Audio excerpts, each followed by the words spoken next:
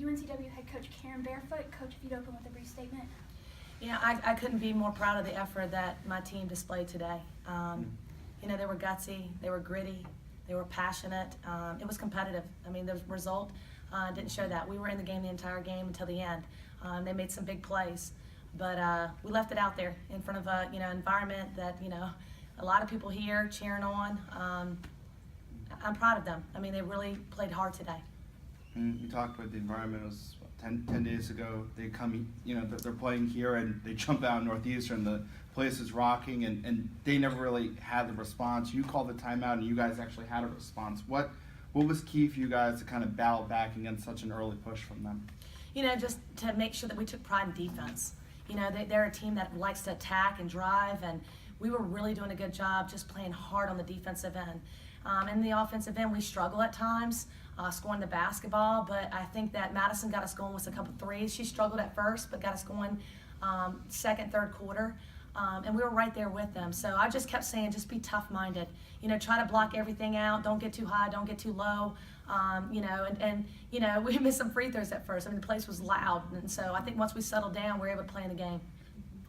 You talked about obviously that they made some big shots towards the end of the third quarter, early fourth quarter. What was, I guess, the difference that you saw that allowed them to kind of finally pull away there a little bit more? Well, I think a few calls really frustrated us. I think there was a moment of 2 minutes in the third after we took the lead where we just really got down on a few calls. And you can never let the officials dictate, how you're going to play the game. We really got frustrated, and as a result, I think that we broke down defensively, got frustrated. Our confidence went down.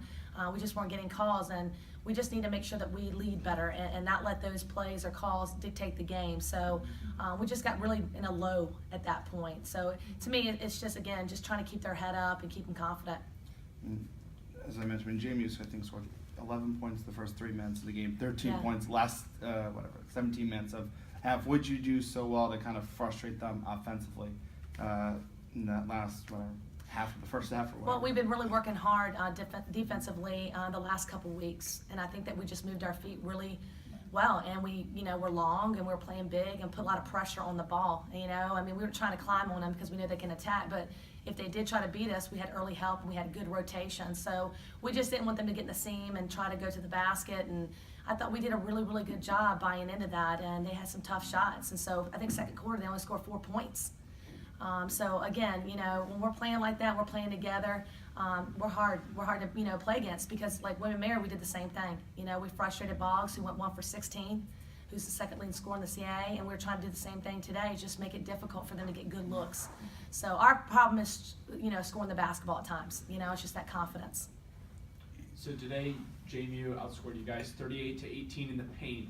What can you say about JMU's presence inside, and what did you see that allowed them to have that advantage? Right. Well, they're big, they're athletic, and they're long, and they take advantage of your mismatches at times.